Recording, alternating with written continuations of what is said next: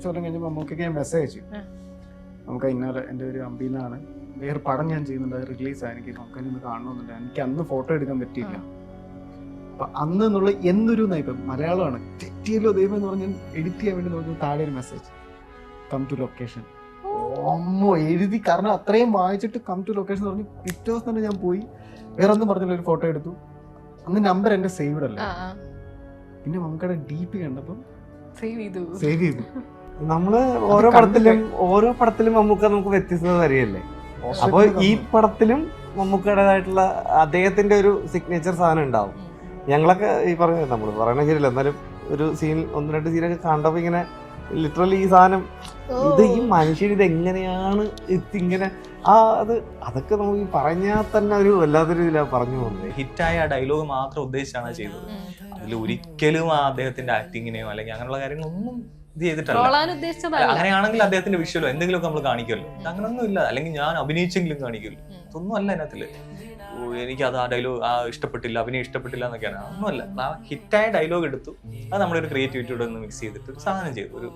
അത് ആളുകൾക്ക് ഇഷ്ടപ്പെട്ടതുകൊണ്ടാണ് നമ്മൾ ഫുള്ളായിട്ട് ഇറക്കിയത്. ഒരുപാട് ആള് കണ്ടിട്ടുണ്ട്. അതെ അതെ, അത് ഒരുപാട് പേര് ഈവൻ അദ്ദേഹം കമന്റ് ചെയ്തിട്ടുണ്ട്. പിന്നെ അദ്ദേഹം റീക്രിയേറ്റ് ചെയ്തായിരുന്നല്ലോ. ഹായ്, വത്സല ക്ലബ് എന്ന സിനിമയുടെ വിശേഷങ്ങളുമായി എന്റെ കൂടെ ഉള്ളത് കാർത്തിക് ശങ്കർ, ജിബിൻ ഗോപിനാഥ്, അംബി പ്രദീപ്, ഉണ്ണികൃഷ്ണൻ ആൻഡ് വിശാൽ. വെൽക്കം. ആദ്യം തന്നെ വത്സല ക്ലബിനെ പറ്റി അറിയുന്നത് നിങ്ങൾ ഇറക്കിയ റീലിൽ നിന്ന് തന്നെയാണ്. അതിൽ പ്രൊഡ്യൂസർ, സംവിധായകനടക്കം എല്ലാവർക്കും ഇട്ടും പണി കൊടുത്ത റീലാണ് സിനിമയെ അറിയിക്കുന്നത്. ആ ഐഡിയ എങ്ങനെയാ? വളരെ പോസിറ്റീവായ റീലുകൾ ഞങ്ങൾ കണ്ടിട്ടുണ്ട്, പക്ഷെ ഇങ്ങനെ ഒരു റീല് അല്ല, അത് അവിടെ ലൊക്കേഷൻ ഞങ്ങൾ ഡിസ്കസ് ചെയ്ത് ഞങ്ങൾ എല്ലാവരും ഡിസ്കസ് ചെയ്തുകൊണ്ടൊരു സംഭവം സെറ്റ് ചെയ്യാമെന്ന് പറഞ്ഞിട്ട് അങ്ങനെ ചിന്തിച്ച അഖിലണ്ണനും എല്ലാവരും ഇരുന്നിട്ട് ഡിസ്കസ് ചെയ്തതാണ്. പ്രൊഡ്യൂസറെ പോലും വെറുതെ വിട്ടില്ല. 10 രൂപ കയ്യിലുള്ള പ്രൊഡ്യൂസർ, രാത്രി കണ്ണ് കാണാത്ത ക്യാമറാമാൻ, വളരെ ക്രിയേറ്റീവ് ആയിട്ടായിരുന്നു. പിന്നെ രൂപേഷ് ചേട്ടൻ ഇട്ട് സ്പടികം കൊടുത്തല്ലേ? അതിന്റെ റെസ്പോൺസ് എങ്ങനെയുണ്ടായിരുന്നു? അത് നല്ലതായിട്ട് നല്ല റെസ്പോൺസ്, നല്ല വ്യൂസ് ആയിരുന്നു. നന്നായിട്ട് പോയി. അതെ, ഞാൻ 1-2 ഇങ്ങനെ പറഞ്ഞപ്പോ ഇങ്ങനെ ഒരു സിനിമ എടുക്കാൻ പോ കണ്ടിരുന്നു ഇങ്ങനെ റീല് കണ്ടിരുന്നു എന്നാണ് ആദ്യം പറഞ്ഞത്. അതിൽ കൂടെ ഒക്കെയാണ് റീച്ച് ആവുന്നത്. നന്നായിട്ട് വന്നു, നല്ല അഭിപ്രായം ഉണ്ടായിരുന്നു. അത് ഇൻഡസ്ട്രിയിൽ തന്നെ പലരും പോയപ്പോ പല സ്ഥലത്തും ചോദിച്ചു അതിനെ പറ്റി. ഇപ്പൊ അഖിലേട്ടൻ പോയ സ്ഥലത്ത് പല സ്ഥലത്തും ചോദിച്ചു, ഇത് കണ്ടിട്ട് വിലായത്ത് ലൊക്കേഷനിലൊക്കെ ചോദിച്ചില്ല. അതിലോട്ട് എത്താൻ വേണ്ടിട്ടുള്ള ഇനിയും ബാച്ച് ഉണ്ടെന്ന്. ധ്യാൻ ചേട്ടനും മല്ലികാമ്മയും ഒക്കെ ഉണ്ട്, ഇപ്പൊ ഇവിടെ ഇല്ല. അവരുടെയൊക്കെ കൂടെ ഉള്ള ഒരു വർക്കിംഗ് എങ്ങനെയായിരുന്നു? അത് രസമുണ്ടായിരുന്നു. മല്ലികാമ്മയുടെ കൂടെ ഒക്കെ അവരൊക്കെ ഇതിൽ ഒരു ക്യാമിയോ അല്ലെങ്കിൽ എക്സ്റ്റൻഡഡ് ക്യാമിയോ എന്നൊക്കെ പറയാവുന്ന ഇതൊക്കെയാണ്. എന്തായാലും അത് ഗംഭീരമായിരുന്നു. എല്ലാവരുമായിട്ടും ഒരു ഫാമിലി പോലെ നല്ല രീതിയിൽ എല്ലാവരും പറയുന്ന കാര്യങ്ങൾ ഇതൊക്കെ. എല്ലാവരും ഫാമിലി ആയിരുന്നു, അങ്ങനെയായിരുന്നു, എല്ലാം നല്ല ഇത് തന്നെയായിരുന്നു. ആക്ച്വലി ഒരു ഫാമിലി പോലെ തന്നെയായിരുന്നു.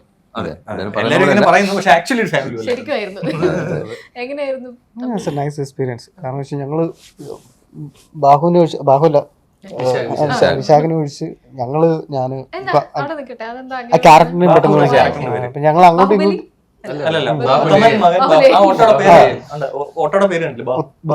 ഉത്തമൻ മകൻ ബാഹു, പിന്നെ അഖിൽ കൗലൂര്, രൂപേഷേട്ടൻ, കാർത്തി, ഞങ്ങളെല്ലാവരും ഒരു ഫ്ലാറ്റിലായിരുന്നു. അപ്പം ഞങ്ങൾ രാവിലെ ഒരുമിച്ച് പോവുക, ഒരുമിച്ച് തന്നെ വരിക. ഞങ്ങൾക്ക് അതിന് വേണ്ടിയിട്ട് മാത്രമായിട്ട് ഒരു ഇന്നോവ പ്രൊഡക്ഷനിൽ നിന്ന് മാറ്റി വെച്ചിട്ടുണ്ടായിരുന്നു.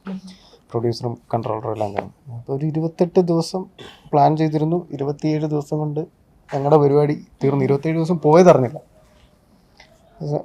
നല്ല എക്സ്പീരിയൻസ് ആയിരുന്നു.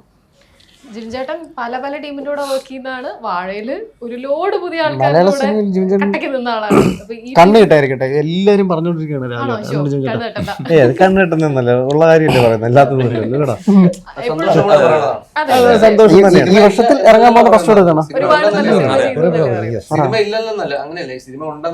ഉണ്ടെന്നല്ലേ പറയും. അതിലെനിക്ക് അങ്ങനെ ടെൻഷനൊന്നുമില്ല. കണ്ണ് കെട്ടുക അങ്ങനെയൊന്നും ഞാൻ വിചാരിക്കുന്നില്ല. അത് ചിലപ്പോൾ നെഗറ്റീവായിട്ട് എടുക്കുന്നവരുണ്ടാവാം, ചിലർക്ക് സന്തോഷമാവാം. അതൊക്കെ അങ്ങനെ ഒരു സെൻസിറ്റീവ് എടുക്കുന്നവരെടുത്തോട്ടെ, ഏതോ നമുക്ക് ഞാനതിനെ ബോധർ ചെയ്യുന്നില്ല. ഇത് നമ്മൾ ഈ പറഞ്ഞതുപോലെ ഇപ്പം ഇവനെ എനിക്ക് നേരത്തെ അറിയാം, അവനെ അറിയാം. പുള്ളിയെ മാത്രമാണ് കുറച്ച് പരിചയം കുറവുണ്ടായിരുന്നു. അത് അവിടെ വന്നപ്പോൾ നല്ല പരിചയമായി, നല്ല കമ്പനിയായി. ഈ പറഞ്ഞല്ലേ ഇത് ഈ എന്താ പിള്ളേർ കളി എന്നൊക്കെ പറഞ്ഞാൽ ഇത് എല്ലാത്തിനും 35-40 വയസ്സായതാ. അപ്പൊ ആ വൈബ് എല്ലാവർക്കും ഉള്ളത് ഒരുപോലെ തന്നെ, കുഴപ്പമൊന്നുമില്ല. അല്ല, അതെനിക്കറിയാം. അതിന് മുന്നേ ഞാൻ പറഞ്ഞിട്ടുള്ളത് അമ്പി വിളിച്ചു. 5 അതാണ്. അപ്പൊ അതൊരു നല്ല രസമായിരുന്നു. ധ്യാൻ വരുമ്പോ അങ്ങനെ തന്നെയായിരുന്നു ധ്യാനം.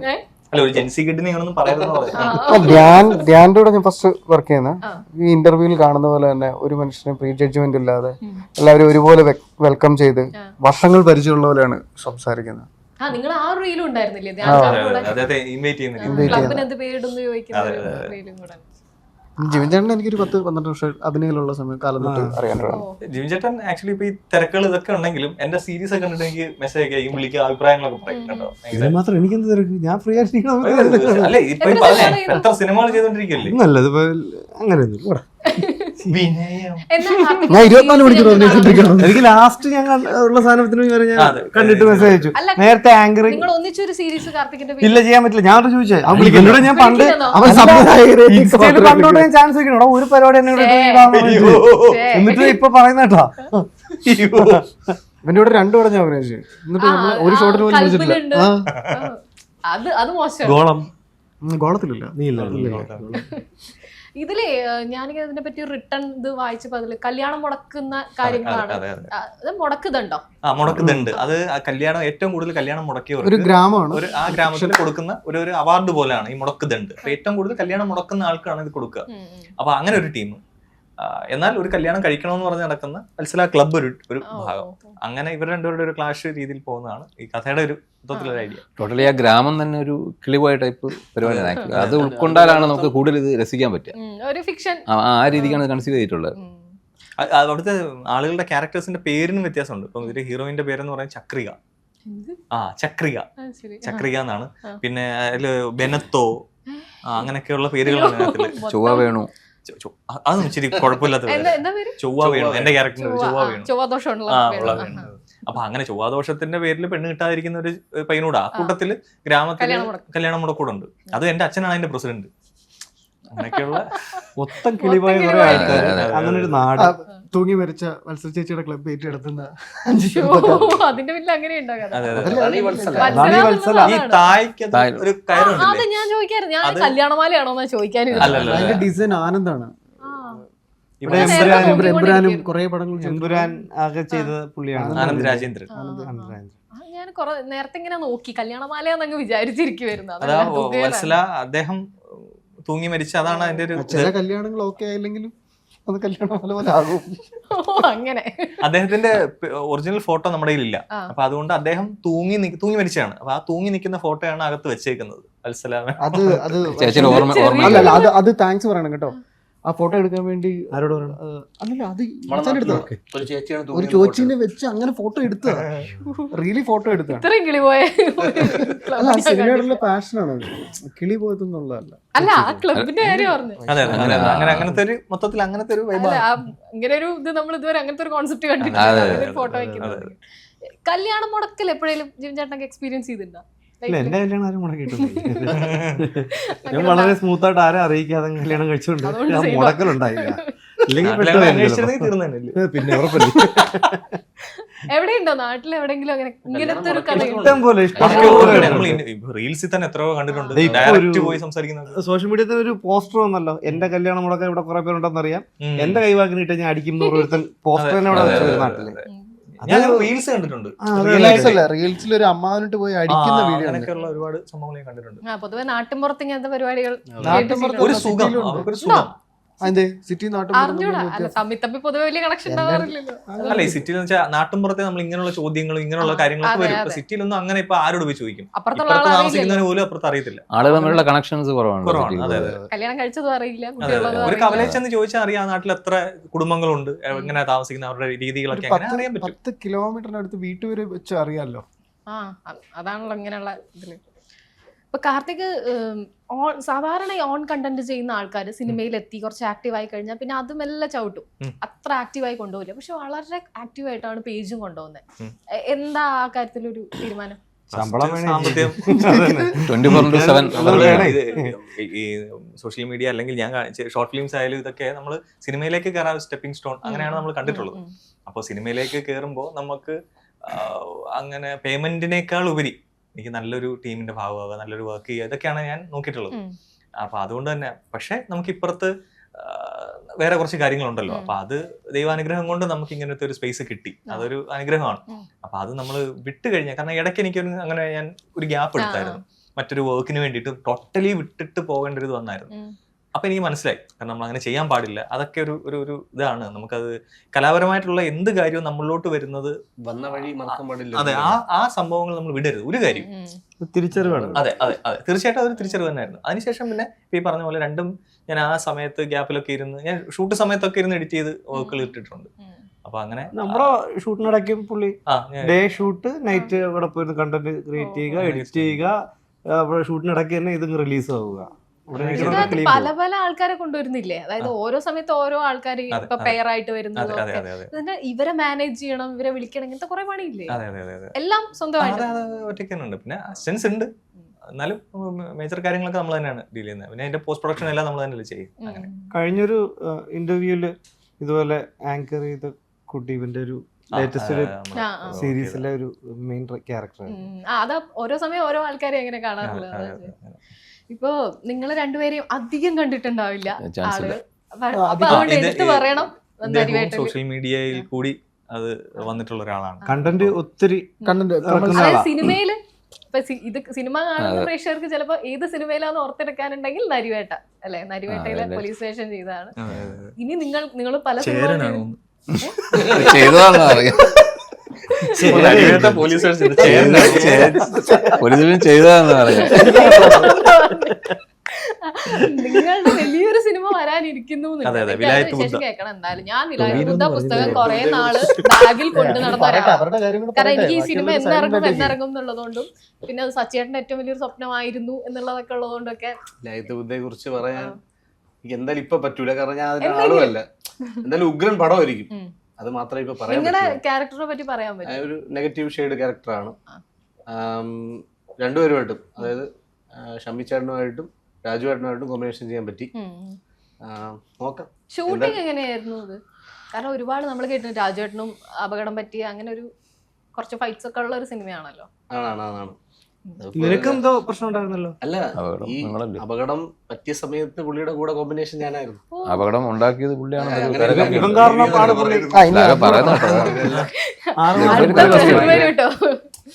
പുള്ളി ഭയങ്കര ഡെഡിക്കേഷനാണ്. ഡെഡിക്കേഷന്റെ പവർ കൂടിയതാണ് ആ അപകടത്തിന് കാരണം തന്നെ. അതായത് ആക്ച്വലി 1-2 ടേക്കിലൊക്കെ പക്കയായിരുന്നു, പക്ഷെ വീണ്ടും അത് പക്കയാക്കാൻ ശ്രമിച്ചതാണ് ഇഞ്ചുറി പറ്റിയത്. കാരണം ശരിക്കും എന്താണ് സംഭവിച്ചത്? സീൻ പറയാതെ തന്നെ പറയാൻ പറ്റുമെങ്കിൽ ബസ്സിൽ അത് അറിവിലായതായിരുന്നല്ലോ. ഞാൻ നേരത്തെ ഇപ്പൊ സംസാരിച്ചപ്പോ പറയുന്നത് ആറ്റുകാൽ സൂര്യനെ പറ്റിയാണ്. കാരണം നിങ്ങൾ ആറ്റുകാൽ സൂര്യനെ എപ്പോഴും ഓർക്കും. മാത്രമല്ല അതിൽ പ്രത്യേകം ഇന്ന് എടുത്ത് വീണ്ടും കണ്ട ഒരു സീൻ ഞാൻ നേരത്തെ പറഞ്ഞ പോലെ, ആ പെൺവേഷം കെട്ടിക്കഴിഞ്ഞ് ഈ പെൺകുട്ടികളെ തിരിച്ചു കൊണ്ടാക്കി തിരിച്ചു വന്നിട്ട് പറയുന്നുണ്ട് നിങ്ങൾ പോയിരുന്നെങ്കിൽ ഇവര് വീട്ടിലെത്തില്ലായിരുന്നു എന്ന്. അത് ഭയങ്കര ട്രിക്കി ആയിട്ടുള്ള ഒരു ക്യാരക്ടറാണ്. കാരണം നിൽക്കുന്നത് ഒരു ലേഡി കോസ്റ്റ്യൂമിലാണ്. ഇപ്പം ഇവരെ നോക്കുമ്പോൾ ആ ഒരു ഡാൻസ് കളിക്കുമ്പോൾ തന്നെ 2 എക്സ്പ്രഷൻ വരുന്നുണ്ട്. അത് കഴിഞ്ഞ് വളരെ ഇമോഷണൽ ആയിട്ട് ആ ഒരു ഫൈറ്റൊക്കെ കഴിഞ്ഞിരിക്കുന്ന ഒരാൾ ഭയങ്കര മാൻലി അല്ല, എന്നാൽ സ്ത്രീവേഷത്തിലാണ്. എനിക്ക് ഒരുപാട് ഇഷ്ടപ്പെട്ട ക്യാരക്ടറാണ്. എങ്ങനെയാണ് അത് ക്രാക്ക് ചെയ്തത്? എങ്ങനെയാണ്? ഞാൻ തിയേറ്ററാണ് പഠിച്ചത്. ഞാൻ അതാ പറഞ്ഞു, ജീവൻ ചേട്ടനെ എനിക്കൊരു 10-12 വർഷമായിട്ട് അറിയാമെന്ന് പറഞ്ഞു. ഇടുക്കി പോലൊരു ജില്ലയിൽ നിന്ന് അഭിനയം എന്ന് പറഞ്ഞ് ഇറങ്ങുന്ന സമയത്ത് നമുക്ക് ഗൈഡ് ചെയ്യാനൊന്നും ആരുമില്ല. അപ്പം സ്കൂൾ നാടകങ്ങളാണ് ചെയ്തിട്ടുള്ളത്. അപ്പോഴാണ് അറിയുന്നത് എൻ്റെ നാട്ടിൽ നിന്ന് ദർശന എന്ന് പറയുന്നൊരു നാടക സംഘമുണ്ട്. അപ്പോൾ പറഞ്ഞു ട്രാനത്തൊരു നാടക സംഘമുണ്ട്, അപ്പോൾ അവിടെ പോയി കഴിഞ്ഞാൽ നാടകം പഠിക്കാൻ പറ്റും എന്ന് പറഞ്ഞു. അപ്പോൾ അങ്ങനെ അവിടത്തേക്ക് വിദ്യാഭ്യാസം അങ്ങോട്ടത്തേക്ക് മാറ്റുന്നു, നാടകം പഠിക്കാൻ വേണ്ടി മാത്രം പോകുന്നു. അപ്പോൾ ജീവൻ ചേട്ടനൊക്കെ എന്നെ കണ്ടിട്ടുള്ളത് അഭിനയം എന്ന് പറയുമ്പോൾ ഞങ്ങൾ സൺഡേകളിൽ സ്ട്രീറ്റ് പെർഫോമൻസ്, അപ്പം ആക്ടേഴ്സിനായിട്ട് വണ്ടി കൊണ്ട് വരുന്നത് ചിലപ്പോൾ ഞാനായിരിക്കും, തിരിച്ചു ഇവരെ കൊണ്ട് വണ്ടി കൊണ്ട് പോകുന്നത്. അപ്പം അന്നത്തെ മാനവിക അല്ല ഇന്ന്. അന്ന് ഇവിടെ കലാപ്രവർത്തനങ്ങളും നാടൻ പാട്ടുകളും നാടകങ്ങളും ഫോറിൻ പ്ലേകളും പെർഫോമൻസും ഒക്കെ വരും. അപ്പോൾ തിയേറ്ററാണ് അതിൻ്റെ ബേസിക് എന്നെ ഹെൽപ്പ് ചെയ്തിട്ടുള്ളത്. അതിനുവേണ്ടി കൊറ്റംകുളം വരെ കുറച്ച് യാത്രകൾ നടത്തുക, അങ്ങനെയുള്ളതൊക്കെ ഉണ്ട്. പിന്നെ ആ പടം കഴിഞ്ഞിട്ട് എന്നെക്കുറിച്ച് മലയാള സിനിമ എന്നുള്ള ആദ്യത്തെ ഒരു കഥ എന്നെ വിളിച്ച് പറയുന്നത് ചിരിഞ്ഞാണ്. സീരിയസ്ലി ഒരു ദിവസം നാട്ടിലിങ്ങനെ സമയത്ത് ഓർമ്മയുണ്ടോ ചിരിഞ്ഞിട്ട് അതിനെക്കുറിച്ച് ഇങ്ങനെ വിളിച്ചു 18-ാം പടി ഇറങ്ങി. അപ്പോൾ അടുത്ത സ്ക്രിപ്റ്റുകൾ കേൾക്കുന്നുണ്ട്, കോഡ് വരുന്നതിന്. ചേട്ടൻ വിളിച്ചിട്ടാണ് നിന്നെക്കുറിച്ച് ഇങ്ങനെ ഒരു കാര്യം കേൾക്കുന്നു, നീ 50,000 രൂപ അഡ്വാൻസ് കിട്ടിയാലേ ഡേറ്റ് കൊടുക്കുള്ളൂ, ഫുൾ സ്ക്രിപ്റ്റ് കേൾക്കണം, ക്യാരക്ടർ സ്കെച്ച് കേൾക്കണം. ഞാൻ പറഞ്ഞത് എങ്ങനെയാലും ഉണ്ടെങ്കിൽ അത് മടക്കി കയ്യിൽ വെച്ചോ, കിട്ടുന്ന പടം പിടിച്ചോ ഞാൻ പറഞ്ഞു. അപ്പം ഞാൻ പറഞ്ഞു ചേട്ടാ 2 പടം വന്നു, അതിന് ക്യാരക്ടർ സ്കെച്ചും ചോദിച്ചില്ല, ഒന്നും ചോദിച്ചില്ല, സ്ക്രിപ്റ്റ് കിട്ടി. അതായിരുന്നു ഒന്ന് കൽബ്. 18 കഴിഞ്ഞിട്ട് ഇമ്മീഡിയറ്റ്ലി പിന്നെ ഒരു തമിഴ് പടമായിരുന്നു, വലിയ പടമായിരുന്നു. പക്ഷെ അത് കോവിഡ് കൊണ്ടുപോയി. വലിയൊരു താരത്തിന്റെ കൂടെ വലിയൊരു താരത്തിന്റെ കൂടെ ഉള്ള വിജയ് സേതുപതിന്റെ കൂടെ ഒരു ഫോട്ടോ ഞാൻ കണ്ടു. അത് റീസെന്റ് എടുത്ത അത് ഒന്നല്ല, അത് വലിയൊരു മലയാളം തമിഴ് ലാംഗ്വേജ് പടമായിരുന്നു. വിജയ് സേതുപതി കോഫി വാങ്ങി തന്ന കഥയൊക്കെ എഴുതിയിട്ടുണ്ട്. എന്താണ് സംഭവം? ശ്രുതിക്ക് ഒരു താങ്ക്സ് കിട്ടിട്ടുണ്ട്. പറയാം, നമ്മുടെ ഒരു സുഹൃത്ത് വിളിച്ച് അങ്ങനെ പോയതാ, കാണാൻ പോയതാണ്. കാണാം. അല്ല അല്ലാന്ന് തോന്നുന്നു, എന്തോ അതിലുണ്ട്. വേറൊരു സാധനം പിന്നെ പറയാം. അതേപോലെ പളുങ്കിന്റെ സമയത്ത് ആ കുട്ടിയായിട്ട് മമ്മൂക്കാനെ കാണുന്ന ആ കുട്ടിയെ പറ്റി മമ്മൂക്കാനോട് 18-ാം പടി കണ്ടപ്പോ പറഞ്ഞോ? ഇല്ല, 18-ാം പടിയുടെ സമയത്ത് മമ്മൂക്ക വന്നു അഭിനയിച്ചു പോയി. പിന്നീട് സംസാരിക്കാൻ പറ്റില്ല, കാരണം ഞാൻ ആദ്യമായിട്ട് കണ്ട ഒരു സെലിബ്രിറ്റി എന്ന് പറയുന്നത് മമ്മൂക്ക. ഇങ്ങനെ അടുത്ത് ആദ്യം തന്നെ മമ്മൂക്കനെ കാണാൻ പറ്റുന്നല്ലേ. കണ്ടു. അപ്പം സ്കൂളിൽ നാടകങ്ങൾ ചെയ്യുന്നുണ്ട്. ഫസ്റ്റ് പടം മമ്മൂക്കായിരിക്കും നടത്തുന്നത്. ഞാൻ അതിൻ്റെ ഒരു ബ്ലെസ്സിങ്ങിലും മറ്റേ മുമ്പ് പറഞ്ഞ സ്വയം എന്ന് പറയുന്ന ഒരു അവസ്ഥയില്ലേ, കണ്ട് നമ്മൾ ഏറ്റവും ഇഷ്ടമുള്ള സാധനങ്ങളുടെ അടുത്തേക്ക് പോകുന്നതിനേക്കുള്ളത് ഡിസ്റ്റർബ് ചെയ്യാതെ കണ്ട് ആസ്വദിക്കുമല്ലോ എന്ന് പറഞ്ഞാൽ കണ്ട് ആസ്വദിച്ച് ഒരു കുറച്ച് കൊല്ലം കഴിഞ്ഞപ്പോൾ മമ്മൂക്കൊക്കെ ഞാൻ മെസ്സേജ് അയച്ചു. നമുക്ക് ഇന്നലെ എൻ്റെ ഒരു അമ്പീന്നാണ്, വേറെ പടം ഞാൻ ചെയ്യുന്നുണ്ട്, അത് റിലീസാണ്, എനിക്ക് നമുക്കതിനെ ഒന്ന് കാണണമെന്നുണ്ട്. എനിക്ക് അന്ന് ഫോട്ടോ എടുക്കാൻ പറ്റിയില്ല. അപ്പൊ അന്ന് എന്നുള്ള എന്നൊരു ഇപ്പം മലയാളമാണ്, തെറ്റിയല്ലോ ദൈവം എന്ന് പറഞ്ഞ് എഡിറ്റ് ചെയ്യാൻ വേണ്ടി നോക്കുമ്പോൾ താഴെ ഒരു മെസ്സേജ്, കം ടു ലൊക്കേഷൻ. അമ്മോ എഴുതി, കാരണം അത്രയും വായിച്ചിട്ട് കം ടു ലൊക്കേഷൻ പറഞ്ഞു. പിറ്റേ ദിവസം തന്നെ ഞാൻ പോയി, വേറെ ഒന്നും പറഞ്ഞില്ല, ഒരു ഫോട്ടോ എടുത്തു. അന്ന് നമ്പർ എന്റെ സേവ്ഡ് അല്ല. പിന്നെ നമുക്കടെ DP കണ്ടപ്പം സേവ് ചെയ്തു. എന്നിട്ട് നമുക്കടുത്ത് ചാൻസ് ചോദിച്ചു. അപ്പൊ നമുക്ക് പറഞ്ഞു നോക്കാം എന്ന് പറഞ്ഞു. അതൊക്കെ തന്നെ വലിയ ബ്ലെസ്സിങ് ആയിട്ടാണ് ഞാൻ കാണുന്നത്. അപ്പം ഈ പറഞ്ഞ പോലെ 6 വർഷം കഴിഞ്ഞിട്ട് നിങ്ങൾ ആ ക്ലിപ്പ് കാണുമ്പോഴും ഓർത്തിരിക്കുമ്പോഴും അത് എളുപ്പമല്ല എന്ന് പറയുന്നതാണ് ഒരു ആക്ടറിനെ സംബന്ധിച്ചുള്ള ഏറ്റവും വലിയ സാറ്റിസ്ഫാക്ഷൻ. കാരണം ഭയങ്കര റിസ്ക്കാ. നമ്മൾ സംസാരിച്ചപ്പോൾ അങ്ങോട്ട് പോയി കഴിഞ്ഞാൽ ചളിയാവാം, ഇങ്ങോട്ട് പോയി കഴിഞ്ഞാലും ആവാം. ഈ ക്രിഞ്ച് എന്ന് പറയുന്ന സാധനം അടിക്കും. ഇപ്പോഴും ആ ക്യാരക്ടർ സംസാരിക്കുന്നതിന് നന്ദി ഓഗസ്റ്റ് സിനിമാസ്, എൻ്റെ റൈറ്റർ ശങ്കർ രാമകൃഷ്ണൻ, എന്നെ ആ സിനിമയിലേക്ക് എത്തിച്ച കുറേ വ്യക്തികളുണ്ട്. മുരുകൻ ചേട്ടൻ, പറു ചേച്ചി, അഭിനയ, എൻ്റെ നാട്, എൻ്റെ നാട്ടിലെ നാടക സംഘം. ഇവൻ എൻ്റെ ലൈഫിൽ എന്ത് സംഭവിച്ചെന്ന് പറഞ്ഞാലും വന്നവരൊന്നും മറക്കാൻ പറ്റില്ല. എല്ലാവരുടെയും പേര് ഞാൻ ഓർക്കുന്നില്ലെങ്കിലും എൻ്റെ ജീവിതത്തിൽ ഇവിടെ വരെ എത്താനുള്ള എല്ലാ ആൾക്കാരോടും ഗ്രാറ്റിറ്റ്യൂഡ് ഉള്ള ഒരാളാണ് ഞാൻ. ജിം ചേട്ടനാ ഇത് പറഞ്ഞപ്പോ കളങ്കാവലുണ്ടല്ലോ, കളങ്കാവൽ ഞങ്ങൾ അടുത്തത് വളരെയധികം വെയിറ്റ് ചെയ്തിരിക്കുന്നതാണ്. ക്യാരക്ടർ പറയാൻ പറ്റുന്നതാണോ അല്ലെങ്കിൽ എന്തെങ്കിലും അതിനെപ്പറ്റി പറയാൻ? എല്ലാം പറയാൻ പറ്റില്ല. അല്ല, അങ്ങനെയല്ല. എൻ്റെ ഒരു പടത്തിലെ ഒരു പ്രധാന ക്യാരക്ടർ തന്നെയാണ്. മമ്മൂക്കയുടെ ഒപ്പമാണോ? ഒരു ഫോട്ടോ കണ്ടു ഇങ്ങനെ, അത് ബർത്ത്ഡേക്ക് സാറിനായിട്ട് സെറ്റ് എന്നുള്ള ഫോട്ടോ. സാറ് കേക്ക് മുറിച്ച് തന്നു. അത് ഭയങ്കര സന്തോഷമല്ലേ. നമ്മുടെ ജീവിതത്തിൽ ഒരിക്കലും സ്വപ്നം കണ്ടിട്ടില്ല അങ്ങനെയൊന്നും. യാദൃച്ഛികമായിട്ട് ഷൂട്ടിനിടയ്ക്ക് തന്നെ ബർത്ത്ഡേ വന്നത്, പ്രൊഡക്ഷൻ തന്നെ നമുക്കൊരു കേക്കൊക്കെ റെഡിയാക്കി സാറിനെ കൊണ്ട് അന്ന് ഞാൻ തന്നെ സാറിനെ വെൽക്കം ചെയ്ത് വന്നപ്പോൾ അതൊരു ഭയങ്കര ഒരു ബ്ലെസ്സിങ് ആണ്. പിന്നെ ഒരു മെയിൻ ക്യാരക്ടറാണ് പടത്തിലെ. 3 ക്യാരക്ടറിൽ ഒരാളാണ് പുള്ളി. എന്നിട്ടാണ് ഇത്ര മാറ്റി പറയുന്നത്, ചുരുക്കി പറഞ്ഞുകൊണ്ടിരിക്കുന്നത്. നല്ലൊരു ക്യാരക്ടറാണ്, അത് വർക്കായിട്ടുണ്ടെന്ന് തന്നെയാണ് വിശ്വാസം. പിന്നെ ഈ പറഞ്ഞ പോലെ സാറിൻ്റെ തന്നെ പ്രൊഡക്ഷനാണ്, മമ്മൂട്ടി കമ്പനിയാണ്. അപ്പോൾ അത് അതിൻ്റെ ഒരു റീച്ച് എന്തായാലും നമുക്ക് കിട്ടുമെന്ന് പ്രതീക്ഷിക്കുന്നുണ്ട്. പിന്നെ സാറിൻ്റെ ഒരു വെൽക്കം കൂടെയുണ്ട്. സാർ കുറച്ചായിട്ട് മാറി നിൽക്കുന്നുണ്ട്. അപ്പോൾ എല്ലാവരും വളരെ ആകാംക്ഷയോടെ കാത്തിരിക്കുന്ന ഒരു സിനിമയാണ്. അപ്പോൾ അതിൻ്റെ ഒരു നമ്മളും അതിൻ്റെ ഒരു എന്താണെന്നുള്ളത് വെയിറ്റ് ചെയ്തിരിക്കുകയാണ്. ഞാൻ ജിതിൻ കെ ജോസിനോട് ചോദിച്ച അതേ ചോദ്യം ചോദിക്കാം, വ്യത്യസ്തമായ ഒരു മമ്മൂക്കാനെ കാണാൻ പറ്റില്ലേ? നമ്മള് ഓരോ പടത്തിലും മമ്മൂക്ക നമുക്ക് വ്യത്യസ്തത വരികയല്ലേ. അപ്പോൾ ഈ പടത്തിലും മമ്മൂക്കയുടേതായിട്ടുള്ള അദ്ദേഹത്തിന്റെ ഒരു സിഗ്നേച്ചർ സാധനം ഉണ്ടാവും. ഞങ്ങളൊക്കെ ഈ നമ്മൾ പറയണ ശരിയല്ല, എന്നാലും ഒരു സീൻ 1-2 സീനൊക്കെ കണ്ടപ്പോൾ ഇങ്ങനെ ലിറ്ററലി ഈ സാധനം ഇത് ഈ മനുഷ്യൻ ഇത് എങ്ങനെയാണ് ഇങ്ങനെ അതൊക്കെ നമുക്ക് പറഞ്ഞാൽ തന്നെ ഒരു വല്ലാത്തൊരു ഇതിലാണ് പറഞ്ഞു പോകുന്നത്. ഒക്കെ ഭയങ്കര സംഭവം ഉണ്ട്, അത്രയേ പറയണുള്ളൂ. പടം അവര് ഈ പറയുന്ന പുതിയ ഡയറക്ടറാണ് ജിതിൻ, റൈറ്റർ ജിഷ്ണു. അതെ, ജിഷ്ണു ആണ് ഇതിന്റെ റൈറ്റർ. രണ്ടും കിടിലം മനുഷ്യരാണ്, അടിപൊളി ആൾക്കാരാണ്. അപ്പൊ അവരെ എഴുത്തും അവരുടെ മേക്കിങ്ങും എല്ലാം ഗംഭീരമായിട്ടുണ്ട്. രണ്ടും തിരുവനന്തപുരത്തുകാരാണ്. ഞാൻ തിരുവനന്തപുരത്തുകാരാണെങ്കിൽ പോലും വന്നതൊക്കെ പക്ഷെ ഈ പറഞ്ഞ എനിക്ക് ഒരു പരിചയമില്ലായിരുന്നു. ഈ പടത്തിലേക്ക് ഞാൻ അല്ലാതെ തന്നെ എത്തിപ്പെട്ടതാണ്. അതിൻ്റെയൊക്കെ ഒരു സന്തോഷമുണ്ട്. അത് വരട്ടെ ഇങ്ങനെ വെയിറ്റിംഗ് ആണ് ഞാനും. കാർത്തിക്കിന്റെ കുറെ കണ്ടന്റുകളിൽ പലർക്കും റിലേറ്റബിൾ ആണ്. അത് തന്നെയാണല്ലോ വലിയൊരു ഷെയറും അല്ലെങ്കിൽ കമന്റുകളും ഒക്കെ കാണിക്കുന്നത്. പലരുടെയും ലൈഫ് തന്നെയാണ്. ഏതെങ്കിലും ഇപ്പത്തത് പറഞ്ഞ നടുപ്പേജ് കീറിയെടുത്ത ഏതെങ്കിലും ഇൻസിഡൻസ് ഉണ്ടോ, അല്ലെ ഏതെങ്കിലും ഒരു റീലോ ഏതെങ്കിലും ഒരു കണ്ടന്റോ? അത് ഇഷ്ടംപോലെ അതല്ല. ഇഷ്ടംപോലെ ഉണ്ട്. അതിപ്പം ബൈൻഡ് വരെ കീറിയിട്ടുണ്ട്. അതെ അതെ, നടുപ്പേജല്ല, ബൈൻഡ് വരെ കീറിയിട്ടുണ്ട്. അങ്ങനെ ഒരുപാട് അങ്ങനെ ചെയ്തിട്ടുണ്ട്. ഇപ്പം സോറി, ഈ മമ്മാൻസൺ ഞാനും അമ്മയും കൂടെ ചെയ്ത് അതിനകത്തൊക്കെ നമ്മുടെ വീട്ടിൽ നടക്കുന്ന ഒരുപാട് കാര്യങ്ങൾ എടുത്തിട്ടുണ്ട്. പിന്നെ അല്ലാതെ എന്താ പറയാ, ഈ റിലേഷൻഷിപ്പ് റിലേറ്റഡ് ആയിട്ടൊക്കെ വന്നിട്ടുള്ളതൊക്കെ എൻ്റെ ലൈഫിൽ നിന്ന് വന്നിട്ടുള്ളത് ഇഷ്ടംപോലെ സംഭവങ്ങൾ അങ്ങനെ ചെയ്തിട്ടുണ്ട്. ഒരു മായാനദി സമയത്തെ ടോവിനോക്കെ ഒപ്പം നിൽക്കുന്നുണ്ട്.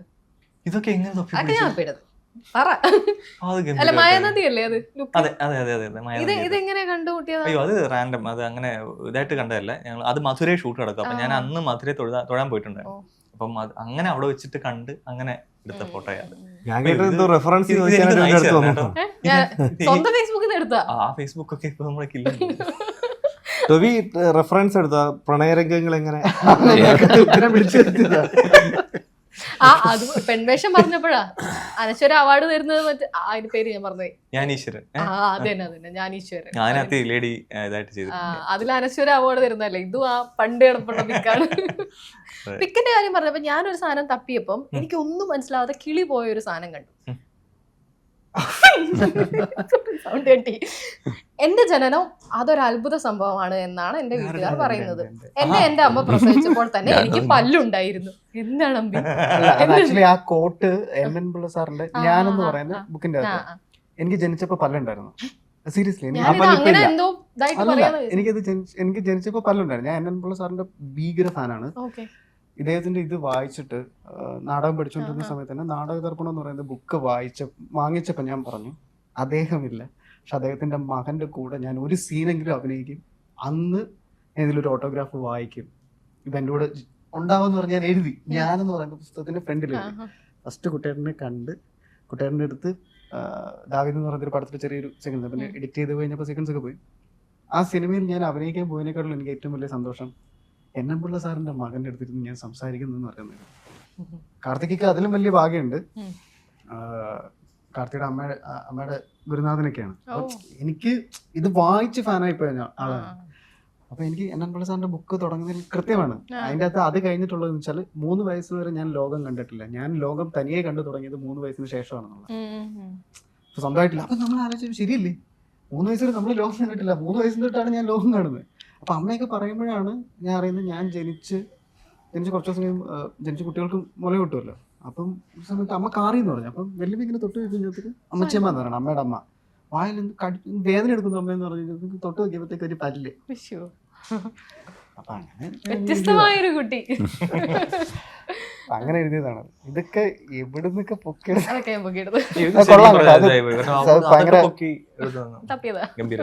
അല്ല ഒരുവിധം നിങ്ങളോട് സ്ഥിരം കുറെ ചോദ്യങ്ങൾ ചോദിക്കുന്നത്, അപ്പൊ വ്യത്യസ്തമായി എന്നെ കാണിച്ചു തരുന്ന. വിജയേട്ടാ പറയൂ, നിങ്ങളെ പറ്റിയാവും കുറെയൊക്കെ പ്രേക്ഷകർക്ക് അറിയാൻ താല്പര്യം. എങ്ങനെയാണ് ഇതിലേക്കൊക്കെ വരുന്നത്, സിനിമാമോഹം വരുന്നത്? ഷോർട്ട് ഫിലിം തന്നെയാണ് ആദ്യം. മാറ്റി പറയരുത്, ലാലേട്ടൻ എന്ന് പറഞ്ഞു. സിനിമയിലോട്ട് വരാനുള്ള കാരണം സിനിമയിലോട്ട് ആഗ്രഹം ഉണ്ടാക്കുന്നത്. അതാണെങ്കിൽ ഞാൻ കട്ട ഡൈഹാർഡ് ലാലേട്ടൻ ഫാനായിരുന്നു. പണ്ടേ ലാലേട്ടന്റെ സിനിമകളാണ് ഏറ്റവും കൂടുതൽ കണ്ടോണ്ടിരുന്നത്. പിന്നെ ആ ഇഷ്ടം പയ്യ സിനിമ അഭിനയം ഇങ്ങനെ വന്ന് അങ്ങനെ ശരിക്കും ഉള്ള കാര്യം പറയണമല്ലോ. മോഹൻലാലാണ് എനിക്ക് സിനിമയിലൂടെ. അതെ അതെ. അങ്ങനെ അതിൽ നിന്ന് പയ്യ അഭിനയത്തിലോട്ട്, പിന്നെ അങ്ങനെ ഷോർട്ട് ഫിലിംസ് ഒക്കെ ചെയ്തു. നാട്ടില് 20 മേളിലോട്ട് ഷോർട്ട് ഫിലിംസ് ചെയ്തു. പിന്നെ ഇപ്പം ചെറുതും വലുതുമായിട്ട് ക്യാരക്ടർ റോൾസ് ചെയ്തു. പിന്നെ ജൂനിയർ ആർട്ടിസ്റ്റ് ആയിട്ട് ചെയ്തു. അപ്പൊ ഈ പടം വത്സല ക്ലബ്ബാണ് ഞാൻ ഇത്രയും നാൾ ചെയ്ത മെയിൻ ലീഡ് റോൾ ചെയ്ത മൂവി. വത്സല ക്ലബ്ബാണ്. വളരെ പ്രതീക്ഷയിലാണ് ഈ സിനിമ. ഇദ്ദേഹത്തെ കുറിച്ച് എനിക്ക് പറയാണെന്ന് വെച്ചാല് മലയാളികളായിട്ടുള്ള പലരും, ഞാൻ വേറൊരു ആക്ടറിന്റെ ഭയങ്കര ഡൈഹാർഡ് ഫാനാണ്, കമൽ സാർ. കമൽ സാറിന്റെ കുറെ സാധനങ്ങൾ ഓൺ വോയിസിൽ ഞാൻ ചെയ്തിട്ടുണ്ട്.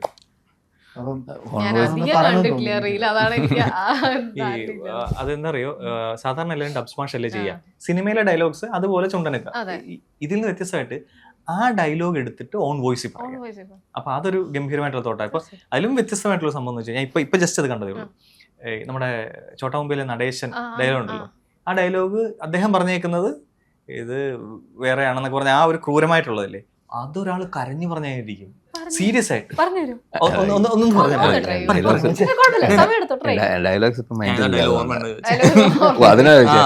അല്ല ഞാൻ കരുതി ആ സമയത്ത് അല്ലല്ല, ഇത് കണ്ടുകൊണ്ടിരിക്കുന്ന പ്രേക്ഷകർ പോയി ഒന്ന് വിചാരിച്ചു ഞാൻ. കണ്ടോളൂ. ആക്ച്വലി ഇത് കുറെ ആയ സംഭവം, അതുകൊണ്ടാണ് മൈൻഡില്ല. വേറെ എന്തെങ്കിലും ഒന്ന് കമൽ സാറിന്റെ കണ്ടോണ്ടിരിക്കുന്ന പ്രേക്ഷകർ അദ്ദേഹത്തിന്റെ ഇൻസ്റ്റാഗ്രാം ഐ ഡി പറയാം. പറയണേ. UKPS അല്ലേ? UKPS Instagram ID. ഏതെങ്കിലും കമൽ സാറിന്റെ എന്തെങ്കിലും ഒന്ന് പെർഫോം ചെയ്യും.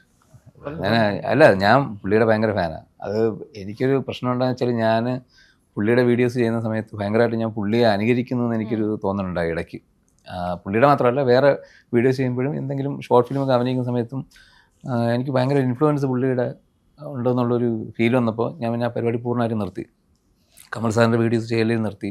പിന്നീട് ഞാൻ ഈ സിദ്ദിഖയുടെ വീഡിയോസ് ചെയ്യുന്ന സമയത്ത് പുള്ളിയുടെ സൗണ്ട് മോഡുലേഷനായിട്ട് സാമ്യമുണ്ട്, പുള്ളി പറയുന്ന പോലെ തോന്നുന്നു എന്നൊക്കെ ഉള്ള ഇത് വന്നപ്പോൾ പിന്നെ ഞാൻ പതിയെ അത് നിർത്തി. ഞാൻ ശ്രദ്ധിക്കരുത്.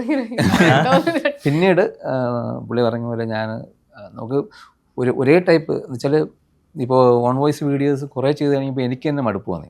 കാരണം അത് ആദ്യമായിട്ട് കാണുന്ന സമയത്ത് ആൾക്ക് ഒരു പുതുമ തോന്നും, കൊള്ളാലോ തോന്നും. പിന്നെ അത് ഓക്കെ സ്ഥിരം ചെയ്യുന്നതാണ്. അപ്പോൾ അതിൽ നിന്നൊരു മാറ്റം വേണം എന്നുള്ള രീതിയിലാണ് പിന്നെ ഒരു ഡയലോഗിനെ ഒരു സിറ്റുവേഷനെ ഒന്ന് മാറ്റി നോക്കാം.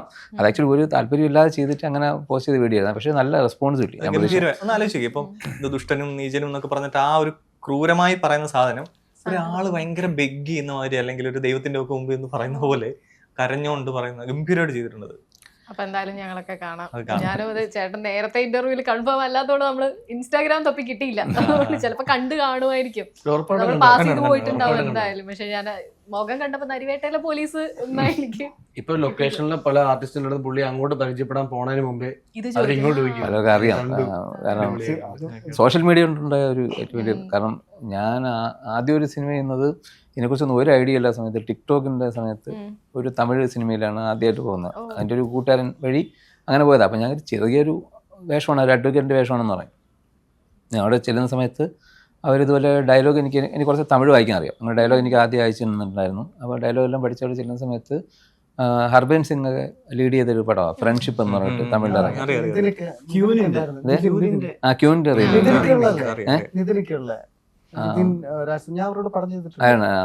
അർജുൻ സാറൊക്കെ ഉള്ള പടം. അപ്പോൾ അതിൽ അഡ്വക്കേറ്റിൻ്റെ ഒരു വേഷമായിരുന്നു. അപ്പോൾ ഞാൻ കരുതി ചെറിയ ചുമ്മാ ഒരു സ്ക്രീൻ സ്പേസ് കാണുമായിരിക്കുന്നത്. അപ്പോൾ ഞാൻ ചെല്ലുമ്പോൾ MS ഭാസ്കർ സാറിൻ്റെ കൂടെയാണ്.